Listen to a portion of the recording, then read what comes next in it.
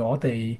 而家開始啦。嗯，咁咧，好好，冇問題。首先我自我介紹我自己先啦。我係 Ringo Chan，係 Hong Kong U Space 嘅課程主任。今日好多謝大家咧喺午膳時間嚟到我哋呢一個 webinar 啦。咁我哋今日嘅題目就係2026年下半年美股展望與機遇。咁我哋都好高興咧請到咧就係我哋今日嘅講者梁耀康先生 Dave Lam。Dave 咧亦係 Hong Kong Money Club 聯合創辦人兼平台分析師。咁啊，Dave 咧亦都係我哋 Hong Kong U Space 嘅美股嘅導師啦。咁同時間咧，Dave 咧亦都擁有多年美股分析同埋評論嘅經驗。咁亦都喺香港經濟日報及不同嘅媒體咧係選寫美股嘅財經專欄啦。咁所以今日我哋都好高興咧係請到 Dave 咧今日喺呢段時間咧同我哋做一個美股嘅分享啦。咁我就而家將個時間交俾 Dave，唔該晒。好，馬戲，thank you Wingo。嚇，咁啊，多謝今日大家嚟參加呢個嘅online 講座啦嚇。咁今日嘅題目其實就講翻下半年嗰個嘅投資展望啦嚇。誒，唔咁啊，好意思啊，Dave，係嘅。可能要大聲少少，可能我唔知係咪你嗰邊個哦，咪。好，睇下先，我加翻大啲先。而家得唔得？誒，好好好好多，而家會唔會好啲？唔該晒。係，OK，好好。咁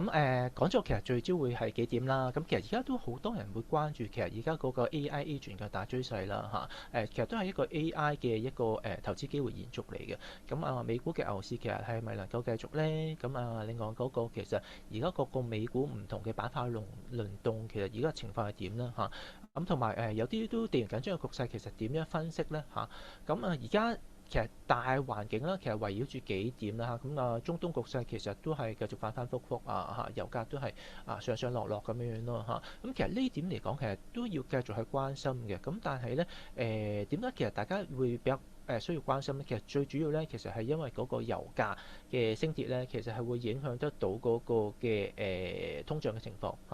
嚇，從而令到咧其實聯儲局對於未來嗰個貨幣政策嗰個評估啦。其實呢個先係大家需要最關注嗰個影響嚇。咁蘇翻嚟講啦嚇，而家就市場就暫時住無視緊啦嚇，唔同之前覺得好緊張有少少消息出嚟嘅時候，就會令到個市場好波動啦。因為其實而家美國同埋伊朗其實好傾向其實緩和翻個氣氛啦，同埋啱啱其實公佈出嚟就話好似雙方其實都有啲初步協議咁樣。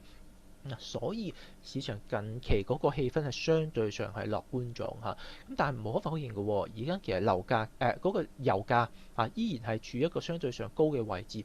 同埋嗰個通脹其實都好似少少稍稍其實已經受到嗰個影響翻嚟啦。另外我都見得到啦，其實美國長債嗰個嘅孳息咧，其實都已經上嚟呢點其實係一個宏觀嘅背景大家都係要係繼續留意嘅。另外早呢幾個月啦，或者近呢幾個月啦，其實開始有啲人都會擔心美國私募信貸嗰個擴張啦，同埋好似都流動性估值唔係咁驚，唔係咁足夠啦，同埋好似有間唔時傳出一啲佢哋要有少少虧損嘅情況出嚟，咁但係要留意好似啲宏觀狀況咁樣，但短期就唔需要擔心住啦嚇，市場都仍然氣氛係比較樂觀少少，係蓋過咗下呢個嘅隱憂，同埋市場暫時個流動性都係叫夠嘅嚇，咁但係未來係咪會越揸越緊呢？呢點大家都係要關心咯嚇。咁去到呢個 moment 咁仍然都係一點啦，就係美股會唔會升呢？其實我相信其實除非一啲比較大嘅宏觀事件出現啦嚇，咁否則的話其實暫時個升勢都唔需要太過擔心住啦反而要留意翻唔同嘅板塊係咪即係有盈利呢嚇，同埋啲資金其實係咪願意流入去相關板塊呢？呢啲係要去留意咯嚇，咁我哋見得到啦嚇，呢個就係美國嗰個近期嘅通脹啦，你會睇得到其實嗰個通脹情況咧係會相對上係高咗幾多啦嚇，佢係明顯高過聯儲局嗰個嘅2%嘅目標。呢個左邊嘅圖啦，係按年嗰個升幅啦，你會見得到其實係由2.幾升翻上3.幾最近4月其實個已經3.8啦，同埋佢哋公佈出嚟咧，其實都係超過市場預期嘅啦嚇。呢個就係扣埋嗰個嘅能源食物同埋食品價格，因為油價上升令到嗰個嘅通脹其實都有個上升壓力喺度嘛。咁我哋睇翻呢個咧，其實扣翻嗰個油價同埋食品嗰個嘅情況，嗰個核心通脹都係一個幾明顯嘅升幅上去。同埋佢嗰個數值咧，其實都係高過2%嗰個聯儲局目標嚇，亦都係超過市場預期啦。呢點係大家需要注意嘅一點嚇，因為你嗰個通脹壓力喺度啦，會令到嗰個減息預期其實已經越嚟越低啦嚇。你基本上6月其實都唔減息。好大機會其實今年都唔減㗎啦，嗰個市場共識嚟講，甚至乎要驚啲係咩咧？咦，會唔會調翻頭會去加息咧？因為你呢個見得到，其實如果聯儲局嗰個嘅聯邦儲備嗰個利率嗰個區間係3.5至3.75厘啊嘛。嗱，你呢度見得到咧，去到今年嘅年底啊，佢都會覺得好似會高咗少少咯喎，會唔會市場會炒緊一啲？會唔會可能去到年底，甚至乎出年會嗰個加息嘅壓力反而會翻嚟咧嚇？呢個係上個禮拜或者前個禮拜咧，係間唔時會擾亂嗰個市場，會有少少震盪嘅情況，特別係你嗰個長債孳息佢飆咗上去5厘樓上啊，超過5.1幾厘啊，會令到個市場其實震咗一震但係因為個市場氣氛都相對上樂觀咁嘅情況就會令到嗰個嘅大市其實就會有得升咯。點解會樂觀呢？就係因為你特朗普啦同埋伊朗方面其實成日都傳啲好似傾掂嘅消息出嚟。令到嗰個市場上邊間唔止有唔好消息，好似又震一震但係佢哋跟手又話其實都係順利咁令到成件事都覺得好似就已經可以改善得到啦甚至乎短期會有個協議咯令到嗰個市場氣氛漸漸咁樣趨向比較樂觀嘅一個情況咯咁但係就要留意啦。而家吹到好痕啦咁但係假如佢真係去呢一兩個禮拜都冇協議，甚至乎轉差嘅時候股個市場可能又會有少少壓力喺度呢點要留意啦但係你睇翻近期同埋特別係琴晚啦啲特別啲半導體幾隻股升得好勁個市場氣氛都係相對上係傾向樂觀另一點就係都要留意嘅，因為你啱啱聯儲局主席其實換咗一個新任嘅主席上台佢到底係真係偏鴿啦偏鷹啦，呢個都係市場比較觀望少少係觀望氣氛比較濃厚佢過往嚟講係相對上係比較偏鷹係反對 QE 啦支持縮表啦同埋對於聯儲局個前瞻性指引呢，其實係都提出一啲質疑不過呢，其實你大家又要去明白一件事喎。其實呢個新任聯儲局主席沃什其實佢係由特朗普去提名出嚟咁特朗普其實一直都向鮑威爾斯其實要求減息，而沃什雖然佢過往其實都係好鷹派啦，咁但係佢嗰個嘅傾向減息嘅意圖咧，其實都係相對上明顯咁但係而家個大環境又唔就啦咁到底未來佢嗰個貨幣政策嘅走向係點呢？佢點樣管控呢？咁呢個係大家都係去睇嘅一點咯但係翻我嚟講係整體上嚟講，唔係好覺得會減息嘅短期嚟講。呢個就係嗰個30年期嗰個國債孳息啦佢最高衝過上去5.2厘樓上去到5月20號呢啲咁嘅時間因為你呢個係反映得到個大家對通脹憂慮佢會唔會加息呢？咁如果你高息嘅話呢其實對個股市特別對於冇盈利嘅科技股呢，其實好不利嘅咁但係都認清一點啦，因為我哋呢啲係投資股票嘅話呢係宏觀經濟我哋要睇嘅，但係呢個其實唔係最重要最重要其實都係睇嗰個市場走向啦同埋點樣分析嗰個個股啦，然之後先至再去睇嗰個宏觀嘅因素啦除咗一啲時候就特別市場驚加息減息同埋一啲宏觀嘅重大事件會有一個短暫嘅衝擊呢啲係特別就要睇住個宏觀會高過一個嘅基本因素嘅分析，特別企業嘅基本因素分析。但係好多時候咧都係睇嗰個市場嗰個資金流向啦同埋啲個別公司嘅基本因素先係重點咁比較宏觀背景有隱憂但係都大致上向好啦同埋我哋啱啱其實美股都係一個業績期我哋都見得到咧，係大部分好多特別啲科技股咧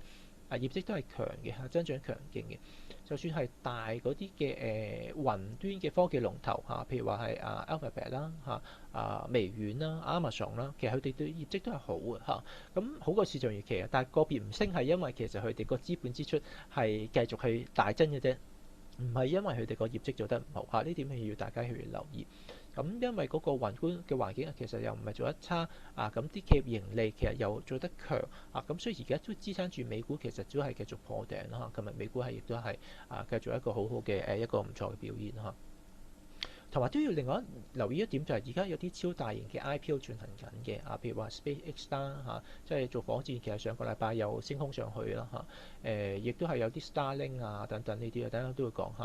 佢令到嗰個整體市場嗰個氣氛其實都向好啦咁另外就係有啲超大規模嘅雲端企業啦，佢哋繼續加大嗰個投資啦咁會令到整個硬件嘅產業鏈啊，AI 嘅硬件產業鏈咧其實繼續有一個向好嘅支持。咁同埋英偉達公佈完業績啦，英偉達公佈完業績之後，佢都係向好嘅但係公佈業績就冇一點升啦因為你嗰、之前都炒咗一個好嘅預期啦同埋反而就係業績之後咧，去炒翻啲產業鏈嗰個需求強勁引發佢嗰個上升，單嘅都會講下。咁市場繼續係憧憬緊嗰個 AI 嘅硬件產業鏈，同埋一啲美國政府投資嘅主題啦呢啲都係令到市場其實一啲機會嘅一啲地方啦咁最近嘅美股超大型上市咧就係 SpaceX 啦佢喺6月就應該會做 IPO 噶啦佢業務其實我可能大家都同學或者其他朋友有參加 seminar 都一定有留意嗰個業務其實都係好勁嘅佢舊年嚟講其實星年個業務啦嗰個其實都有百幾億嘅咁增長就50%啦因為你低空嗰個嘅傳輸個需求其實好勁不過因為其實佢越做越多嗰個範疇啦，佢嗰個每股平均收入其實有跌嘅呢個就唔係咁好嘅。不過佢靠個量去堆翻佢嗰個嘅收入嗰個增長咯。另一點係個 XAI 個燒錢咧，令到佢成間公司咧其實係燒緊錢嘅同埋火箭發射嗰啲咧亦都係繼續投入去好多研究啦亦都係燒緊錢啦整體上嚟講係靠個 Starlink 即係一個嘅通訊連接啦嗰下去收錢咁但係燒錢就燒得金咯同埋都要留意一點就係馬斯克其實佢又係有一個 B 股嘅就算上完之後咧，佢都係佔嗰個最大控制權所以喺呢個嘅corporate governance 嗰個咧，企業管治嗰方面咧其實又唔係做得特別好。但係啲新型科技股咧，個市場上面又會比較寬鬆少少咯，就唔係話揸得咁緊，又會覺得係咪一定要好 balance 咧？嗰個 box 咧又會有少少唔同咯。對於啲新嘅科技股，但係個估值好唔平㗎啦如果你真係用市傳嗰個1.75萬億去做個估值咧，佢嗰個市銷率咧係其實都成90幾倍即係佢高過好多唔同嘅成熟嘅科技股啦或者一啲航空航太股啦航天科技股啦應該咁講就算你其實 PS 90幾倍咧，都好多嘅高增長啲科技股都俾得到咁上下噶啦所以佢嘅估值絕對係貴嘅。你話呢啲其他啲估值嘅學者咧，俾到佢係得1萬至1.2億左右嘅所以唔係特別平咯但係呢啲超大型 IPO 咧，其實引申咗幾個含義一就係嗰個投資機會啦但係我覺得其實係有少少錯過咗特別你經過琴晚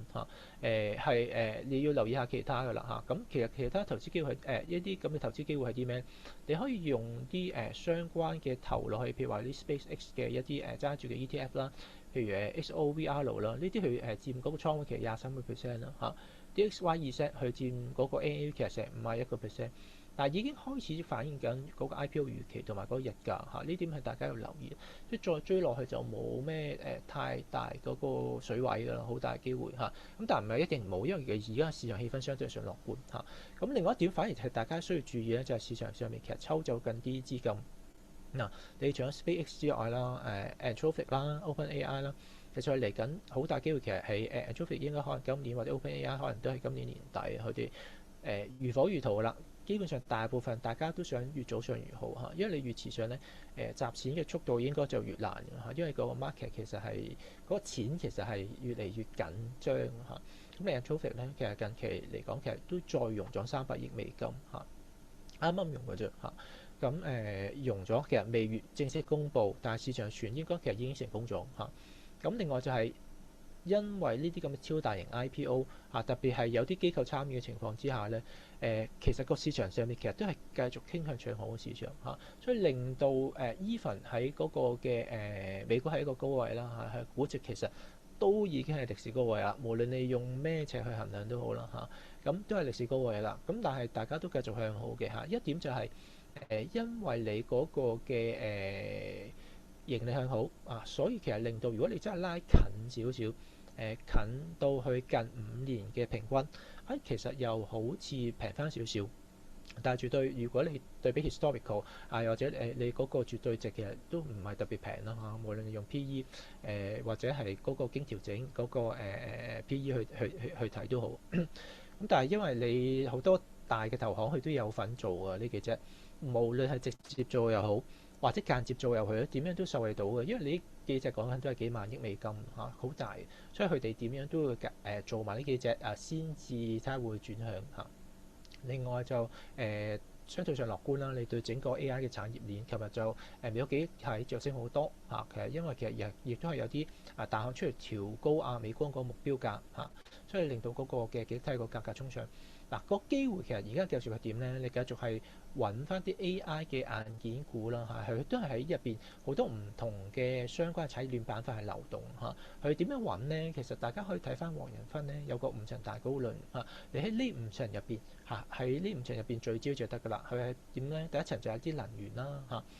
因為你做任何嘢，你都需要能源可以先至推動到得硬件去喐㗎嘛嚇。咁呢個第一層啦嚇。咁第二層就係啲芯片啦，你要將嗰個電力轉化為算力嚇，所以要有啲芯片啦。譬如話係台積電啊、NVIDIA 啊呢啲啊，咁其實佢就會做芯片呢層啦。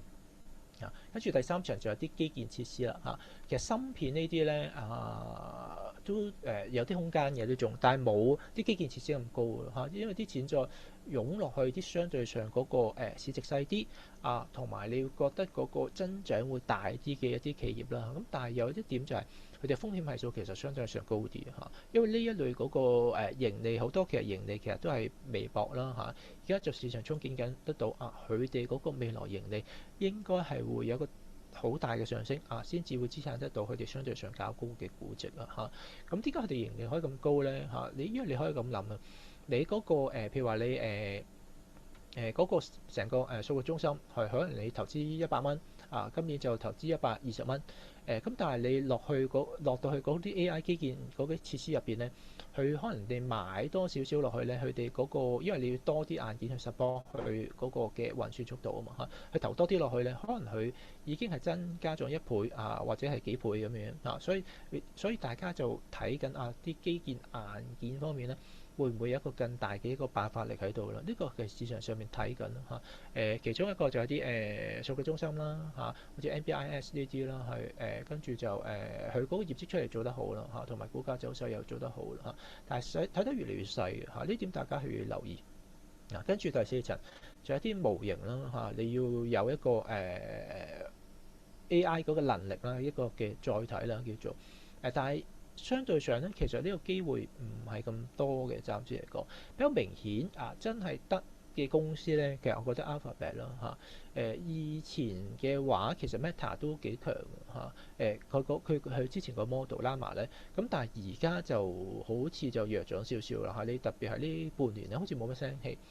跟住微軟又係啦，微軟之前其實火拍 OpenAI 咁，但係而家就想分道揚鑣啦，基本上就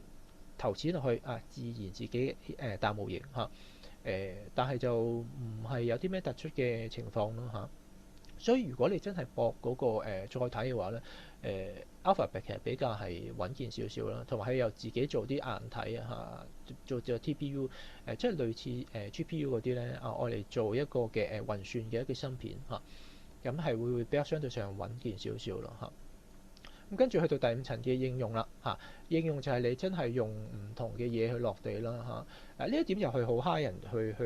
去做投資應用呢層咧就冇乜嘅啦而家就大家都係繼續睇住1、2、3、4層去揾嘢嚟去買啫第五層就wait and see啦，好多其實大家會列咗好多潛力股出嚟你覺得好多嘅運用 AI 嘅軟體應用但係基本上大部分咧其實係炒過一輪咧，舊年咧都係上半年，你去到下半年特別第四季咧，甚至乎今年咧都好多炒唔起啦，同埋由高位跌翻落嚟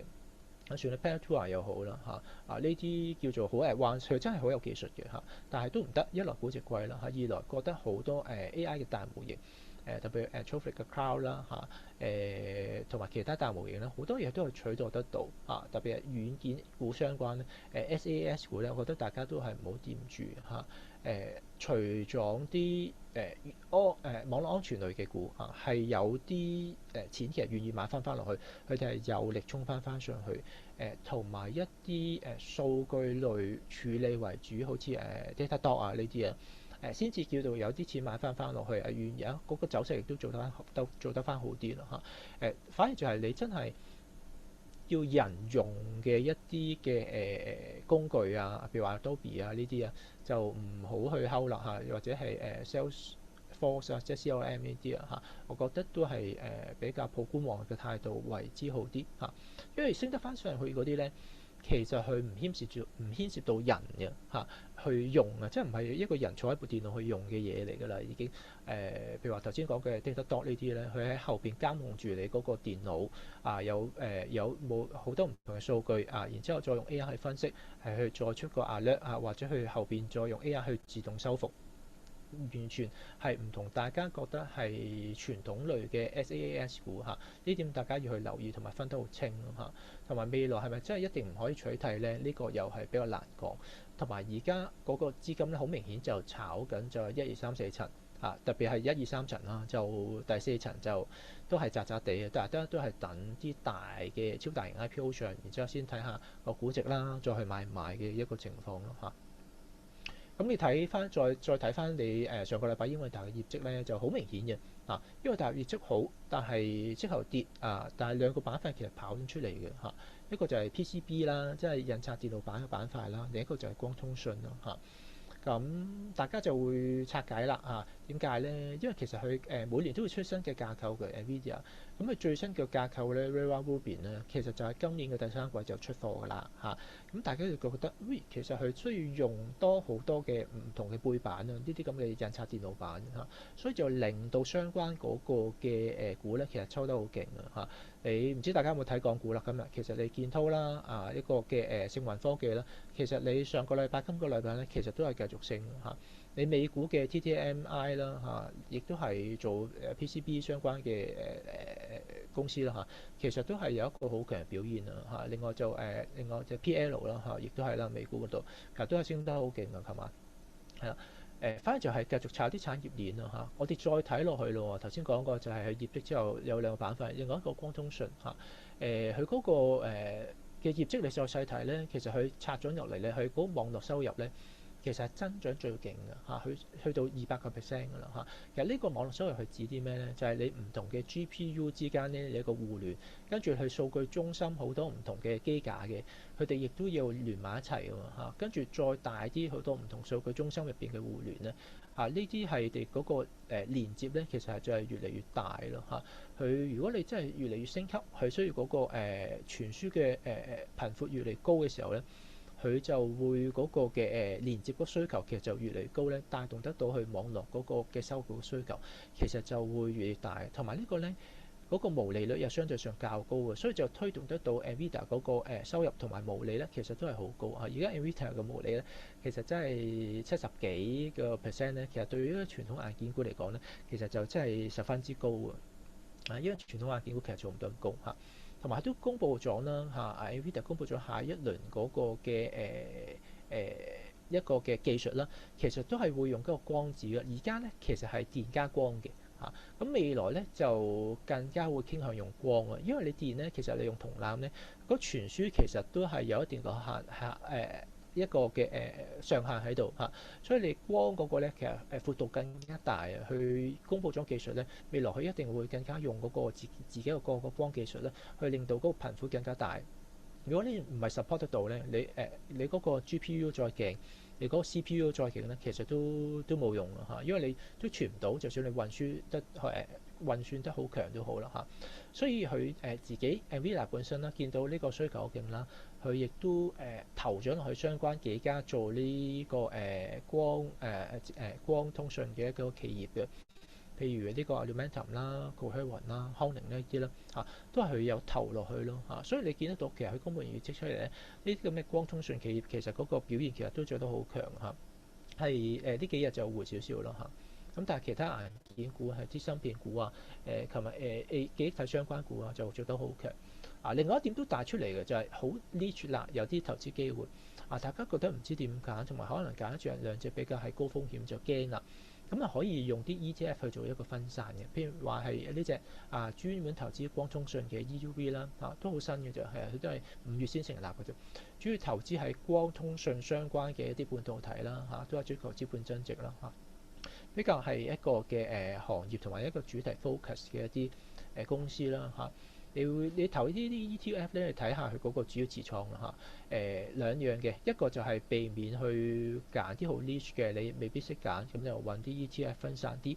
另外一樣就係、如果你真係想揀啲個股，你唔知有邊啲比較可以留意，咁你就可以調轉頭揾翻一隻相關 ETF，睇翻佢十大持倉入邊，咦，其實相關嘅主題有邊啲個股可以細研究嘅咧？兩個方向去睇咯嚇，咁你就可以揾入去睇。咦，其實呢個頭先講過GLW 啦、康寧啦，其實佢都有揸住嘅喎，LITE 佢又有揸住嘅喎，COH R 呢啲佢又有揸住。咁你可以兩個方向去揾咯。你想去分散風險啲嘅就買 ETF 咯。如果你想逐隻去研究，你又唔知有啲咩研究，你去揾隻 ETF 調翻轉去揾啲個股嚇咁嘅方向。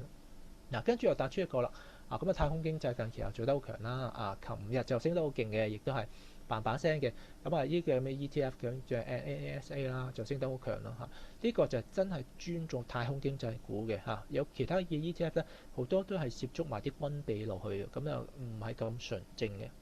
咁但係又要睇翻佢啦，佢SpaceX 其實佢佔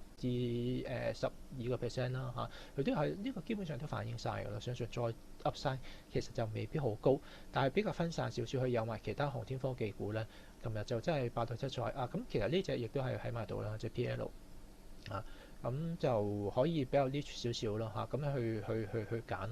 同埋一個而家係都市場繼續睇嘅一個揾啲機會嘅方式，就係美國政府去投嘢啦嚇。佢上個禮拜美國政府其實係出嚟就講其實佢就要用20億去投一個量子企業嘅。咁其中10億佢就會俾 IBM 啦。IBM 其實就真係相對強嘅。佢而家其實雲端嗰度咧，佢真係有一個量子計算嘅一個雲端服務嘅嚇。但係佢用一個量子加一個經典嘅方案咯，即係佢某部分就用傳統嘅 GPU 加 CPU 去做處理，跟住其中其他嘅一啲嘅運算問題就交俾呢個量子機去計算。係啦，所以佢有一個好清晰嘅路線圖啊！佢真係相對上 niche，同埋係真係可以做到商業化嘅 IBM，所以佢就攞到最大筆錢嚇。其他嘅都有做嘅，就係呢個就Global Foundry 啦，佢又係一個做芯片就代工嘅，類似台積電咁嘅但係佢係主力喺美國啦嚇。咁佢又攞到啲錢啦，3.75億左右啦。咁其他企業都有嘅嚇，咁但係攞嘅錢就相對上少啲啦，甚至乎有啲初創企業其實都有。係啦，咁基本上其實而家就大家亦都會睇，其實你美國政府投同埋特朗普有陣時出嚟講嗰啲咧都做得唔錯嘅喎。呢個都係而家市場關注嘅主題，但係都要 remind 大家一點嘅。even 美國政府投都好或者特朗普出嚟講都好，你都要睇翻個基本因素，其實係咪真係向好咗先？因為美國政府嘅支持而向好，其實有機會嘅，但係咪真係有個嘅改善呢？同埋一個長期改善而支撐得到佢估值好升得好勁呢？呢個係大家需要睇咯，因為純投落去就未必一定好強。譬如話佢投落去過一啲嘅稀土股，譬如話 MP Materials US Rare Earth 呢啲佢都投咗落去會間唔時都會上上落落嘅有市場關注嘅，但係唔係一個長期升勢咯但係有個別都真係升得幾好嘅，譬如話你 Intel 嗰啲啦或者你再投其他嗰啲，其實都有啲表現喺度。但係呢個就要好個別咁去睇咯。所以美國政府投嗰啲主題股咧，而家都會變成一個 market 會去揾佢一個發掘嘅機會啦咁又時間差唔多啦，咁總結下啦而家 overall 其實都個市場上面繼續向好嘅咁但係你真係要揾機會咧，係可以揾，但係就真係要喺五層大高輪嘅，即係1、2、3、4層去揾好啦。即係能源啦、芯片啦、基礎設施啦同埋模型啦。而家個市場上邊就越揾越細嘅同埋就要小心一點佢哋可以有一個好強嘅升幅，但係好多其實係嗰個盈利好微薄啦市場上邊係炒緊嗰個未來嗰個要實現啦咁所以投落去個資金嘅注碼，大家就要控制好咯例如你就投少資金就要搏嗰個升幅就好過你真係投好多錢落去就承受太大風險啦。同埋萬一嗰個宏觀狀況又好突然之間有啲好大嘅逆轉，特別係一點原來個通脹係繼續去升上去，跟住聯儲嗰個有機會掉頭加息嘅話咧，個 story 係可以完全唔同嘅嚇，萬一佢真係掉頭加息，你唔好諗住嗰啲科技股或者乜股可以坐。我到時我都係建議大家應該可以審慎考慮，就要大幅減持同精一精裝，因為睇翻去到2023年嗰下咧，大家都曾經覺得你加息都承受得到啊，但係其實都唔係嘅，佢加得好急。然之後就所有嘢殺得好勁嘅，股債股債乜鬼嘢都殺落嚟。嗰陣時除咗係油同埋美金有一升之外咧，基本上其他嘢都係一片就哀嚎㗎啦。所以呢點係大家要留意。一般情況，宏觀就唔需要太擔心，但係萬一涉及到加息，甚至乎真正去加息嗰下咧，就要十分謹慎啦嚇。咁大家就要去留意啦。咁今日個暫時去到呢度啦嚇。咁交好，翻個時間俾 Wing 哥。唔該晒 Dave，咁可能麻煩你咧幫我落到最尾嗰張 PowerPoint 係咧，好。係唔該晒。咁啊多謝阿 Dave 嘅咁精彩嘅分享啦，咁亦都同大家分享翻係啦，咁我哋 Hong Kong U Space 亦都有關於係美股投資策略嘅課程啦，咁就我哋都好高興係獲得呢個持續進修基金 CEF 一個認可嘅課程，咁同學最多係可以，如果第一次用咧就可以最多可以攞翻大概係80%嘅即係學費嘅資助啦。咁我哋7月個 intake 咧就會係逢星期一由7月6號去到9月尾，咁就逢星期一咧就係7點至10點嘅晚上嘅課堂。咁我哋所有課堂都係一個面授嘅課程啦。到時阿 Dave 咧都會再同大家深入啲去講解每一隻股票嘅一啲嘅分析風險啊。因為多謝頭先阿 Dave 都俾咗好多一啲嘅 ideas 我哋啦。不過我亦都見到當中嘅風險咧都係要因人而異嘅嚇，大家都要即係我諗最緊要就係除咗發掘機會之外咧，仲要做好我哋嘅風險管理啦。正如頭先阿 Dave 都講咗，我哋都要留意翻無論通脹各方面嘅一啲嘅走勢，因而去調整我哋嘅投資組合嘅嚇。咁我哋都希望喺呢個課程裏邊咧，可以同大家咧再分享更加多唔同美股嘅一啲嘅睇法啦，同埋風險管理嘅。咁今日再次代表學校多謝阿 Dave 嘅分享，多謝大家。咁我哋今日嘅webinar 咧就到呢度為止啦。如果大家對課程有興趣咧，亦都當然可以去掃呢個 QR code 入到去咧，亦都可以做一個 online 嘅 application 嘅。咁今日再次代表學校多謝阿 Dave 百忙抽空同我哋分享，多謝晒 Dave。我係好，多謝大家。好，thank you，拜拜。好，拜拜。